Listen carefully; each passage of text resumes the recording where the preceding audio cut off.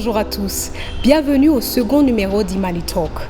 Aujourd'hui, c'est avec beaucoup de plaisir que je reçois une compatriote et grande amie. Professionnelle et travailleuse chevronnée, elle a développé une carrière impressionnante dans le secteur de l'hôtellerie et du tourisme. Pendant près de 20 ans. Parallèlement à des études poussées dans les universités les plus prestigieuses du monde, notamment l'université de Birmingham en Angleterre et l'université Clemson aux États-Unis, elle a entamé une carrière riche en expérience et en apprentissage. Tour à tour, directrice des opérations d'un grand hôtel en Tanzanie, mais aussi en Angleterre, à Birmingham, directrice de l'Office national du tourisme au Burundi, directrice de la plateforme est-africaine du tourisme, chef de projet à Howard et à GIZ. Elle a développé une carrière de niveau international et a acquis une expérience riche et variée. Elle a voyagé dans une trentaine de pays dans le monde, travaillé dans les 5 pays de la région est-africaine et 2 pays en Europe. Elle est mère de 2 enfants, passionnée de mentorat et de développement de capacités chez les femmes et les jeunes filles. J'ai le plaisir de recevoir le docteur Carmen Nibigira. Bonjour Carmen, c'est vraiment un plaisir de te recevoir. Alors, la première question que les gens peuvent se poser qui ne te connaissent pas, pourquoi avoir choisi la carrière du tourisme et de l'hôtellerie? J'aimerais peut-être mettre un peu mon histoire dans un contexte. Je rêvais de devenir kinésithérapeute au début, mais en même temps j'avais des rêves de voyager. Donc quand je suis arrivée en Angleterre, que malheureusement je n'avais pas les résultats ou les mêmes ce qui était nécessaire pour faire la kinésithérapie, parce que c'était presque aller faire l'école de la médecine. Alors j'ai dit, mais si c'est pas possible, quelle est l'autre voie? Et là, comme je voulais voyager, voir le monde, le tourisme était devenu à l'époque une opportunité. Et il y a 20 ans, je dois admettre que c'était pas la meilleure chose à annoncer à ses parents, qu'on voulait faire le tourisme, l'hôtellerie, mais je crois que c'est un choix que j'ai pris et que je ne regrette pas du tout. C'est ma carrière depuis plus de 20 ans. Et aujourd'hui au Rwanda, vous êtes chef de projet ou plutôt experte à GIZ dans le domaine du tourisme. Qu'est-ce que ces 3 années passées dans ce pays vous a appris sur le développement des infrastructures hôtelières et touristiques? Quelle est votre impression par rapport au développement et à l'essor de ce secteur dans ce pays? Je suis plus ou moins privilégiée parce que ça fait 3 ans que j'habite ici, que je travaille dans ce secteur, mais je connais le Rwanda. Ma première visite en tant que, disons, étudiante, je faisais mon master, c'était en 2007. Donc à l'époque, tout ce que je vois aujourd'hui en 2021, c'était sur papier. C'était une stratégie, c'était une vision de long terme, c'était une politique. Alors me retrouver ici, après 3 ans, voir ce qui est écrit dans leur stratégie à partir des années 2007, 8, 9, 10, se réaliser devant mes yeux et faire partie de cette équipe qui, je dirais, un grand privilège d'être ici, parce que souvent on peut faire partie d'un groupe qui est là pour rédiger ses rapports, écrire bien des stratégies sur papier, mais les mettre à l'œuvre et appeler à contribuer à l'édifice, c'est quand même un grand privilège. Donc me voir aujourd'hui vraiment avec une honnêteté très simple, c'est rassurant de voir ce que le Rwanda fait tous les jours pour arriver à ses objectifs, avec une vision politique très claire, et aussi les moyens qu'il faut, et aussi appeler les experts et à contribuer à ça. Donc je suis invitée, j'ai été invitée ici en tant que chercheuse, en tant que quelqu'un de la profession, et en tant aussi quelqu'un comme femme pour ajouter la pierre à l'édifice. Donc je suis contente de voir que pendant les 3 dernières années, mais moi je regarde derrière, depuis 2006-2007, c'est quand même un pays qui avance et qui a beaucoup à donner et qui va toujours continuer à nous impressionner. Le citoyen lambda remarque qu'il y a un boom dans ce secteur. Il y a beaucoup d'hôtels qui sont construits de manière assez diversifiée. Il y en a pour toutes les offres. Il y a des hôtels de luxe, des hôtels de 5 étoiles, comme il y a des petits motels. Il y a des écoles aussi qui forment des ressources humaines adaptées ou en mesure de répondre à la demande. Que pensez-vous des différentes avancées en termes donc de développement de ces infrastructures, mais aussi de formation. Ils ont une stratégie qui est très claire. C'est un pays qui veut vraiment miser la haute gamme. Et là, en y allant, ils ont mis tout le paquet nécessaire. Et là, c'est clair, c'est un pays qui a déjà des produits phares, dont les gorilles que vous connaissez tous. Mais en même temps, il y a le tourisme qui va vers le business, le tourisme des affaires, dont là, on regarde le Convention Center, on regarde l'Arena qui a été construite il y a quelques mois, vraiment dans la toute dernière vague de Covid.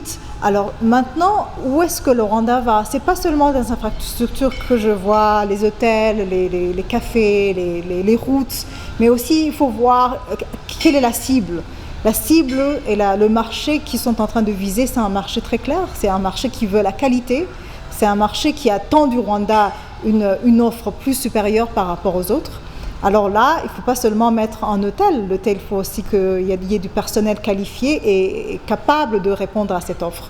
Mais aussi, il y a un aspect très important que je crois que beaucoup de pays africains devraient peut-être payer un peu plus d'attention.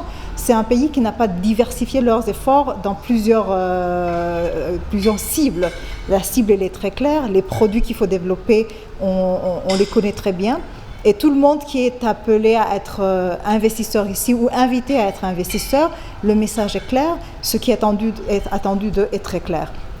Est-ce que vous voulez dire que l'avantage, c'est le fait de s'être spécialisé ou focalisé sur une offre réduite ou très spécifique?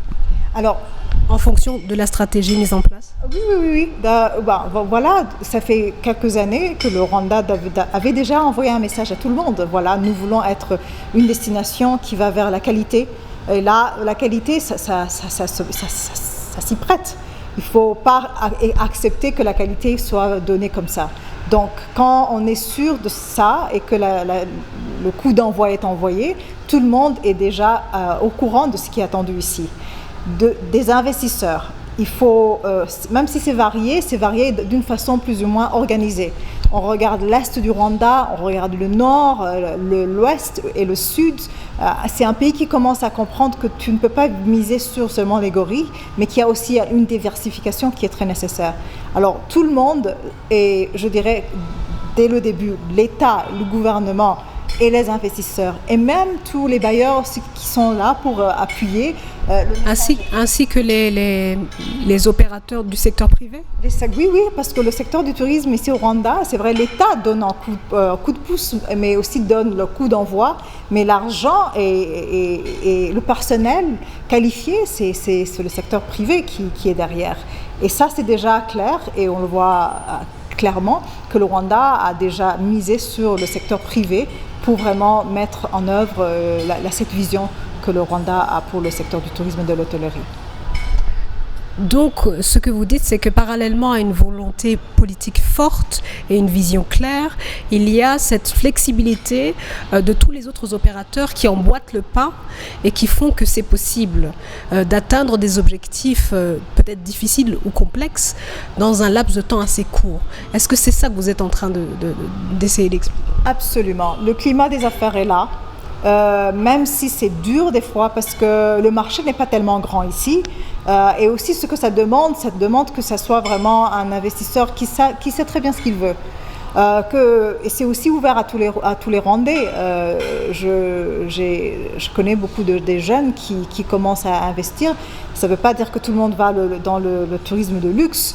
Là, on a besoin aussi de faire un produit et de développer un produit pour un Rwandais qui veut découvrir son pays. Donc vraiment, il y a tous les produits de toutes les gammes.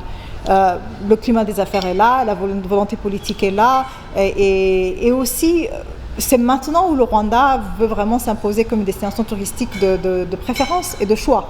Alors, tout le monde est appelé à contribuer, à commencer par le secteur privé, parce que l'État a mis toutes les choses en place. Bien sûr, il y a un chemin à faire, parce que c'est un secteur qui continue à changer, avec aussi le Covid.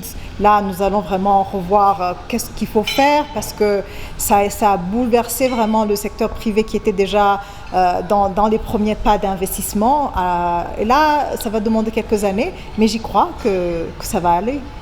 Pensez-vous qu'il peut se trouver des opportunités liées justement à cette pandémie globale? Est-il possible d'avoir une perspective différente et de s'imaginer que la pandémie peut offrir une autre perspective, d'autres opportunités de développer le tourisme autrement? Absolument, absolument. C'est ça qui est attendu, parce que nous-mêmes, les consommateurs, nous avons changé la façon dont nous voulons voyager, nos rêves, je dirais, chacun d'entre nous dans ce secteur, nous attendons beaucoup de ce secteur, même nous, les professionnels de ce secteur. Alors, tout le monde, que ce soit les destinations, les directeurs des offices de tourisme, les ministères, il faut d'abord voir le peu de budget qui nous reste.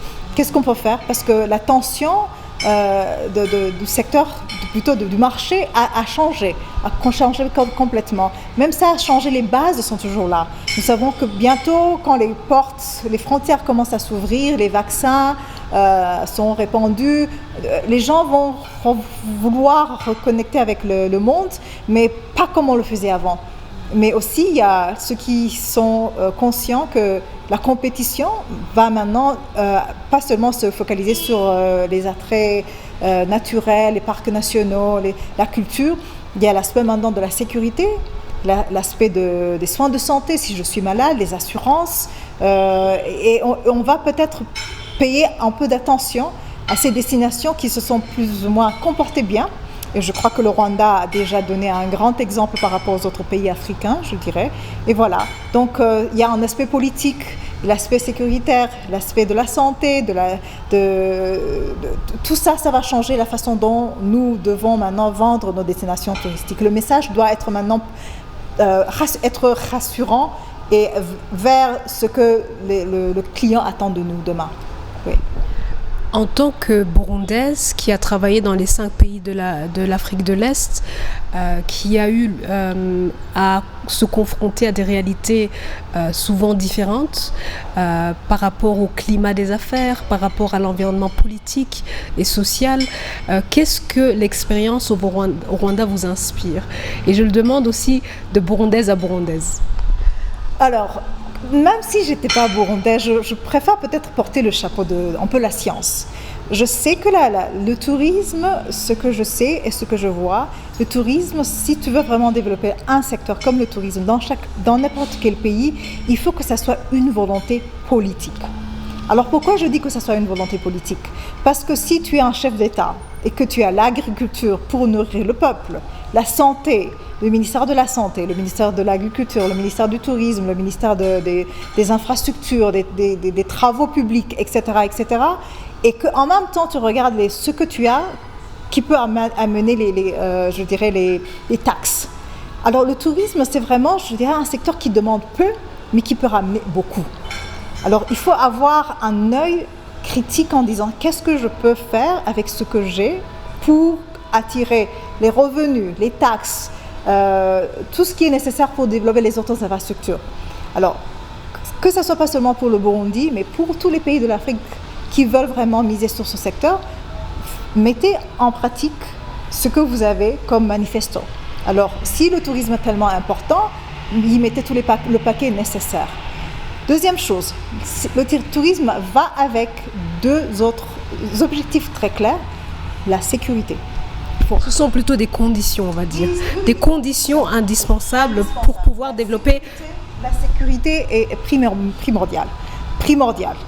Alors là, la sécurité, ça va avec l'aspect que nous connaissons. Donc, on ne va pas s'aventurer dans un pays tant qu'on ne connaît pas ce que la sécurité va donner. Et surtout pour des pays ou des destinations qui veulent vraiment se mettre sur la carte de l'Afrique en tant que destination touristique. Il y a quelque chose à faire. Troisième chose, c'est le climat des affaires. Le tourisme, c'est un business. C'est un business. Il faut encourager les investisseurs locaux, internationaux. Il faut que votre façon d'art... Comment est-ce que quelqu'un arrive dans ta destination? Si vous êtes trop cher, il y a d'autres alternatives. Alors, comme il n'y a pas de compagnie aérienne, et souvent que le tourisme va avec les gens qui entrent dans ton pays et qui sortent de ton pays, donc c'est le climat des affaires. Donc, d'abord, si ces choses ne sont pas là, ça devient difficile vraiment de dire qu'on va arriver à quoi que ce soit. Et souvent aussi, on a beau à dire, nous avons les meilleurs lacs, nous avons la culture, nous avons les gens, l'accueil, tout ce qu'on a, on a comme produit. Mais un produit, ça se travaille. Souvent, les produits que nous avons sont toujours à l'état brut. C'est vrai, entre nous et compatriotes, nous savons très bien que nous avons un lac exceptionnel. C'est vraiment un très beau lac. J'étais Malawi. Nommons-le, le lac Tanganyika. Le lac Tanganyika. Et puis quand tu vas, j'ai été Malawi, les gens de Malawi me disaient, mais notre lac est exceptionnel. Mais un lac où il n'y a pas d'activité, un lac où il n'y a pas des parcs pour attirer les touristes, c'est vraiment un lac qui manque vraiment le produit nécessaire pour attirer le touristes. Alors, la culture que tu as à Paris, à Rome, je ne sais pas, en Égypte, la culture c'est quoi? C'est nous, mais il faut l'emballer dans un package comme on dit en anglais, mettez le prix et va le vendre. Ce tourisme, c'est vraiment cette façon de vendre un produit touristique, mais ça demande aussi des moyens, ça demande une connaissance et ça demande que ça soit une volonté politique de le faire pour y arriver. Mais ma question maintenant est comment pouvoir développer de manière durable un tel tourisme lorsque l'environnement, par exemple régional, n'est pas favorable et comment développer un tourisme de qualité et qui peut porter l'économie à un autre niveau si on n'est pas en réseautage avec les tourismes des pays voisins. Est-ce qu'il n'y a pas un blocage quelque part? Comment faire pour pouvoir intégrer ces paramètres-là dans ces objectifs de développement sur la durée? Absolument. Et surtout si on regarde où se trouve notre pays, le Burundi, même le Rwanda, là où on est aujourd'hui, que ce soit le Kenya, la Tanzanie, l'Ouganda, nous savons très bien que les 5 pays de l'Afrique de l'Est, nous avons quelque chose en commun. Alors, un touriste qui vient souvent, la majorité des touristes qui viennent dans la région, ils ne font pas un seul pays. Ils font souvent un pays, ce qu'on appelle one destination, add-on destination, comme on le dit en anglais. Donc, un touriste va faire peut-être le Kenya et va combiner le Kenya avec le Rwanda. Ou il va faire la Tanzanie, combiner avec le Kenya et faire le Rwanda. Alors, pourquoi ça c'est important? C'est important de faire ce réseau parce que ce réseau, c'est un réseau qui est connu et il y a des destinations comme le Kenya et la Tanzanie qui ont plus de produits et nous devons nous accrocher à ce réseau pour vendre en produits supplémentaires et complémentaires. Alors, pour y arriver, il faut comprendre que ta destination doit être connectée au niveau des voies de transport, donc l'aérienne, la route, par bateau, par n'importe quel moyen que les gens peuvent accéder à la destination. Deuxième chose, c'est le prix. Une destination qui est très, très chère et qu'il n'y a pas le rapport qualité-prix, déjà, il y a un grand problème. Troisième chose, c'est aussi se dire que si tu es opérateur dans un pays, connaître comment est-ce que tu peux ajouter ton produit sur un autre produit qui est de la sous-région pour que tu puisses vendre une destination. Notre objectif, par exemple, je vous donne un exemple, le Rwanda, c'est donner un objectif très clair. Avant, quand il y avait le tourisme qui était presque basé sur les gorilles, c'était un touriste venait ici de maximum 3 à 4 jours. Maintenant, leur rêve, et vraiment ils vont y arriver, c'est mettre d'autres produits qui vont faire que le touriste puisse passer plus de 7 à 9 jours dans le pays. Alors, il faut développer les produits qui vont l'attirer ici, le garder ici plus longtemps et aussi le permettre à consommer. Donc, l'argent qui reste ici. Alors, si nous devons maintenant vendre en produits complémentaires, c'est voir qu'est-ce qui manque dans ces produits et ajouter un autre produit qui peut être intéressant comme un produit du Burundi. C'est important parce que nous appartenons à une communauté qui est tellement connectée et qui est très important pour les touristes. Là, on regarde la compétition, on n'est pas seul. L'Afrique de l'Est, il y a aussi l'Afrique subsaharienne, dans l'Afrique du Sud, Mozambique, Botswana, Zimbabwe, qui souvent font la même chose. Si tu ne fais pas ça, tu es au nord, c'est le Maroc, l'Égypte, Tunisie, et c'est comme ça que ça se passe. Alors j'interpelle mes frères, mes sœurs, mes compatriotes, même aussi quand je parle de mes frères, mes sœurs, mes compatriotes, je suis une Burundaise mais de l'Afrique de l'Est. C'est se dire, on ne peut pas gagner seul. Hein. Il faut vraiment que ça soit un réseau connecté. On a même le visa unique des 3 pays entre le Rwanda, l'Ouganda et le Kenya. La Tanzanie et le Burundi manquent toujours. Je les invite peut-être de se mettre à cette table et négocier comment est-ce qu'on peut faire partie de ce réseau. Il y a un sujet qui est assez parlant au Rwanda, c'est l'essor du branding, s'appuyant sur la culture, la richesse de certains symboles comme Imigongo, et d'arriver à créer un produit très riche et très diversifié autour Imigongo, de créer donc ce branding-là qui va être l'image du Rwanda très rapidement dans le vêtement, dans l'art en général, la sculpture, la peinture.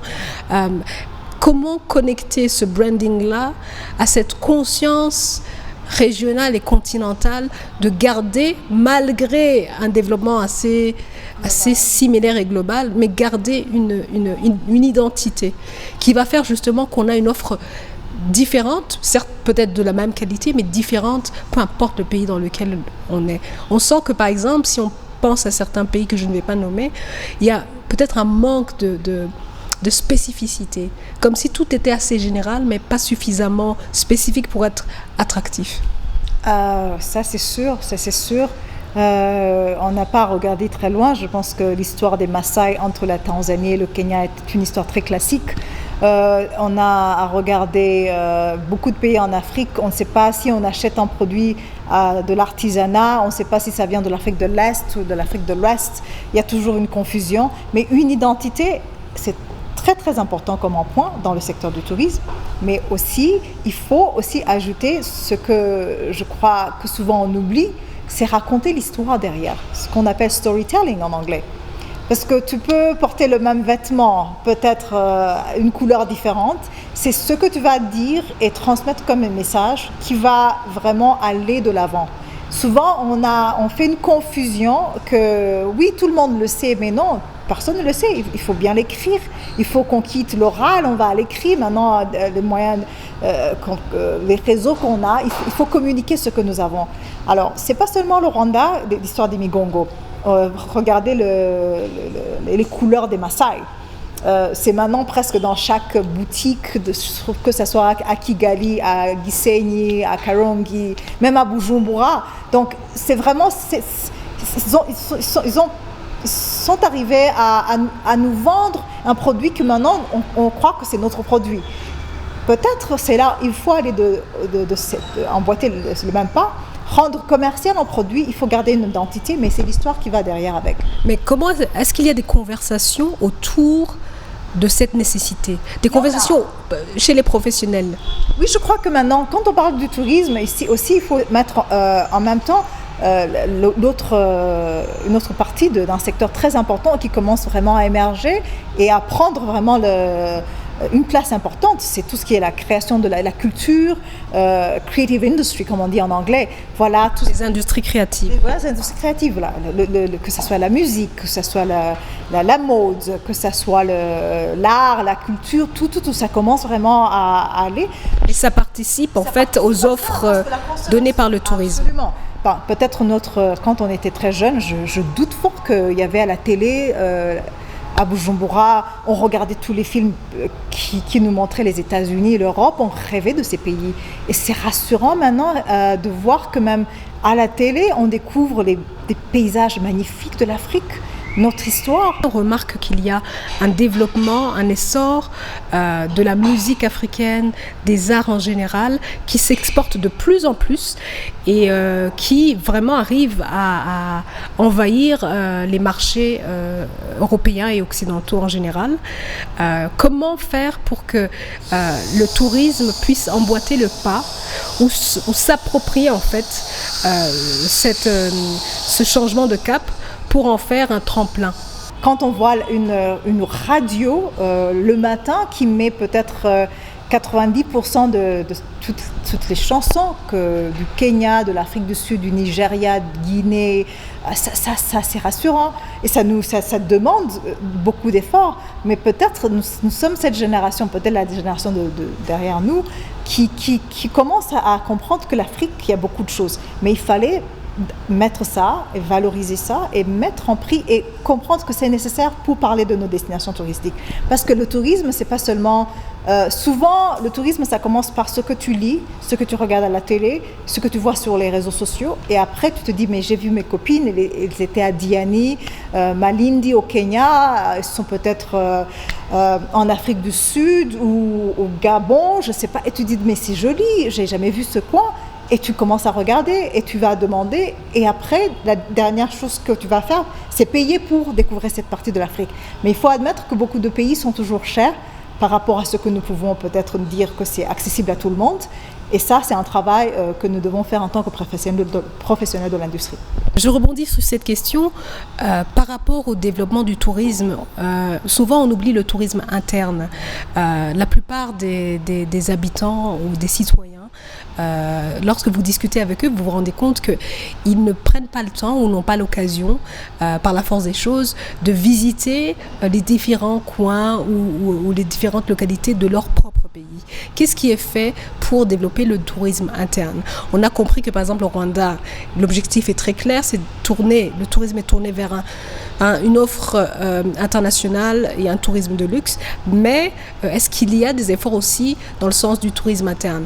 Je sais que lorsqu'il y a eu la crise du Covid, on a essayé de s'adapter et d'adapter les prix à une offre locale et interne, mais qu'est-ce qui est fait à part ça? Alors, le tourisme intérieur, c'est souvent en Afrique pas une volonté ou même beaucoup de destinations touristiques oublient que c'est nécessaire. Heureusement, je dirais, avec cette crise que nous avons connue, beaucoup de destinations se sont rendues compte que d'abord, vous avez négligé l'offre. L'offre, pourquoi? Parce que le tourisme intérieur, c'est nous les citoyens. Et souvent, quand tu regardes les campagnes que nous faisons, on ne les fait pas ici à l'intérieur de nos pays, on le fait à l'extérieur. C'est parce que c'est là où se trouve la cible. Même les produits que nous avons préparés ou développés, c'est souvent, ça ne dit pas grand-chose aux citoyens, parce que souvent, quand tu dis quelqu'un d'aller visiter le parc national de Akagera, c'est pas attirant. Alors, c'est remettre en question notre offre. Parce que l'offre, si l'offre n'est pas là pour répondre aux besoins de cette cible quand même interne et importante, qui va grandir de jour en jour, c'est important. Deuxième chose, il faut comprendre que même si on veut vraiment développer ce secteur, ce n'est pas tout le monde qui va se permettre. Nous savons que la majorité des gens qui peuvent s'offrir, reste entre quelques pourcentages. Alors, c'est entre 3 ou 4% des gens qui peuvent vraiment s'offrir ce luxe de voyager. Mais n'y a-t-il pas des options ou des propositions diversifiées et adaptées aux différentes classes ou couches de la population? Absolument. C'est là où nous voulons vraiment encourager les opérateurs économiques, même les tour opérateurs, de revoir leur offre. Parce que l'offre d'aller faire 2 nuits dans Singita ou One and Only, c'est pas pour tout le monde, mais quand même, va vers Musanze, il y a des petits hôtels, des endroits sympas et très accessibles qui peuvent être là. Mais souvent, on oublie de préparer ces produits et l'offre, et souvent, c'est ça qui manque. Et troisième chose, je crois que nous devons revoir le secteur du tourisme, surtout pour le secteur du tourisme intérieur, comme un acte de citoyenneté. Pourquoi je dis ça? Parce que découvrir ton pays, c'est aussi comprendre, découvrir la richesse de ton pays, être proche de ton pays. Alors, je sensibilise, je profite de cette occasion vraiment à chaque père et mère, parents, au moins une fois les 2 ou 3 ans, vraiment, si les moyens le permettent, prenez la voiture, même prenez le bus, allez vers le sud du Rwanda, découvrir cette partie du Rwanda qui est très riche en histoire. aller vers le nord. Vraiment, c'est un acte de patriotique et j'encourage tout le monde à le faire. On sait très bien que cet enfant qui va découvrir en parc national entre l'âge de 7 ans jusqu'à 12 ans, 13 ans, il est maintenant sensibilisé à être le prochain touriste qu'il faut intéresser. Donc vraiment, nous voulons créer ce réseau, l'encadrement, mais aussi la sensibilisation. Alors souvent, je crois que nous, on se dit mais il faut aller à la plage seulement. Oui, c'est important d'aller à la plage. Mais découvrir, c'est la culture, l'art, la façon de vivre. Beaucoup des jeunes n'ont jamais quitté la ville. Ils ne savent pas ce qui se passe derrière ces montagnes. Je ne dirais pas que c'est bon, mais vraiment le tourisme interne devrait être même un acte un acte citoyen. En parlant d'actes citoyens, justement, je sais qu'il y a un sujet qui t'est cher, c'est le mentorat et le développement des capacités des jeunes femmes et des jeunes filles. Tu t'investis beaucoup dans l'éducation, dans l'empowerment, comme on dit. Est-ce que tu pourrais nous parler des différentes initiatives auxquelles tu as participé et surtout de ce que tu en as reçu? Parce que je sais que c'est donner beaucoup, mais en même temps recevoir. L'éducation, c'est quelque chose qui m'intéresse parce que je sais très bien ce que l'éducation va offrir à une femme. Parce que si tu as la chance d'avoir une éducation de qualité, les portes que ça t'ouvre à toi, à toute la communauté, à la famille et au pays, au continent et au monde entier, on ne peut pas quantifier ça. Alors ça fait plus de 10 ans que je fais partie d'une école qui est au Rwanda, qu'on avait même ouvert au Burundi il y a quelques années, on a dû fermer, mais je fais aussi beaucoup de mentorship, des jeunes femmes, des jeunes filles. Je crois que je le fais parce que je suis convaincue qu'il faut donner. 20 ans dans ma carrière, je suis arrivée ici parce que j'ai dû travailler beaucoup, mais j'ai aussi reçu un coup de main, un appui de quelqu'un, que ce soit hommes et femmes. Et la majorité des cas dans mon cercle, c'était des hommes. Alors, quand tu as la chance d'avoir un poste important dans une organisation, que tu as la chance d'être dans des réunions de conseil d'administration et que tu fais partie de, comme on dit, chairperson, alors il faut utiliser ta voix. Alors, je l'utilise en faisant quoi? À mentor les autres femmes, à les encourager, à les pousser d'aller de l'avant. Alors, je ne parle même pas des gens de ma génération seulement. Maintenant, je pense que j'encadre des jeunes filles de 21 ans à 25 ans parce que je crois à ce potentiel de donner. Mais souvent, les gens pensent que c'est seulement donner, mais je reçois beaucoup. C'est pour cela que peut-être que je ne vais pas vieillir, parce que je rencontre des jeunes femmes qui font des choses que, dernièrement, j'ai appris un truc qui n'a rien à voir avec ma carrière, mais qui est intéressant, qui est très important, parce que je suis toujours entourée de ces jeunes femmes et hommes qui m'apprennent toujours. Qu'est-ce que tu as appris récemment? J'ai appris c'est une app qu'on utilise sur mon téléphone parce que j'écoute beaucoup l'audio. Alors là, j'ai découvert un autre monde que je ne connaissais pas. J'ai dit, mais où est-ce que j'ai été? Ils me regardaient, mais ça fait longtemps que ça existe. Tout le monde est là. J'ai dit, mais tout le monde est sans moi. Alors, j'apprends beaucoup. Je le fais aussi parce que j'apprends. C'est une école de la vie et qui me permet de découvrir d'autres secteurs. Là, j'ai un groupe qui est dans l'agriculture, dans l'industrie du textile, communication, l'éducation, l'entrepreneuriat, le secteur bancaire. Donc, j'apprends tous les jours. Donc, je crois que pour moi, c'est un acte de... C'est une seconde nature aussi. Oui, c'est une seconde nature. Oui, oui. Alors, bientôt, tu quittes le Rwanda pour ta prochaine destination professionnelle. Tu vas au Gabon. Tu vas nous dire tout à l'heure pour quelles raisons.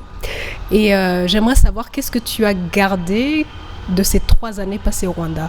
Qu'est-ce que tu vas garder? Qu'est-ce que tu vas emporter avec toi? L'expérience des 3 dernières années au Rwanda, c'était une expérience très très riche parce que ça faisait beaucoup d'années que je voyageais, je passais 2 ans, 1 année, 3 ans ici et là, mais je n'avais jamais posé mes valises. Souvent, je savais très bien que j'étais là pour une mission spéciale et j'étais là avec 2 ou 3 valises, mais vraiment j'étais prête pour aller vers le nouveau prochain défi, projet. Alors le Rwanda, ça m'a beaucoup appris Au niveau professionnel, arrivé au Rwanda les 3 dernières années, c'était super parce que tout ce que j'avais lu, leur stratégie, j'ai vu ça se mettre à l'œuvre devant mes yeux. Et là, c'est toujours bien de découvrir ce que l'aspiration, la volonté politique met en place. Et là, même durant la crise là, de Covid, ça te permet de se poser beaucoup de questions, mais de croire que c'est une destination au niveau professionnel qui m'a vraiment poussée à regarder comme un exemple. Au niveau personnel, je me suis retrouvée ici, la langue, le français, c'est tout près de chez moi. Mes compatriotes burundais, la communauté des expats qui vivent ici, c'était proche de la maison. Je me sentais chez moi et je me sens chez moi et je suis ici, je sais que j'aurai toujours une place ici. D'un autre côté professionnel, je crois aussi admettre que ça m'a beaucoup aidé à m'intégrer dans d'autres réseaux. Même si j'ai quitté le Kenya pour venir ici, c'était un autre niveau de réseautage qui te permet de découvrir aussi d'autres horizons. Alors, what is next, comme on dit en anglais, voilà, l'entrepreneuriat m'appelle, les jeunes, les femmes. Ce que je vais faire là-bas, de l'autre côté, c'est exactement ce que j'ai fait, ce que je faisais tous les jours, et maintenant que je vais me mettre en pratique là-bas pendant une période peut-être d'1 année ou 2 ans. On va voir, voilà. Merci beaucoup Carmen, c'était un plaisir de converser avec toi comme d'habitude. Et nous sommes très heureux en fait de pouvoir diffuser cette conversation au plus grand nombre. Parce que c'est important, je pense, d'avoir des personnes aussi passionnées et intentionnelles que toi et de pouvoir apprendre de personnes aussi authentiques. Merci beaucoup. Merci pour l'occasion, je vous remercie. Merci à vous tous qui avez suivi cette émission et à la prochaine. J'espère que vous resterez connectés. Bye bye.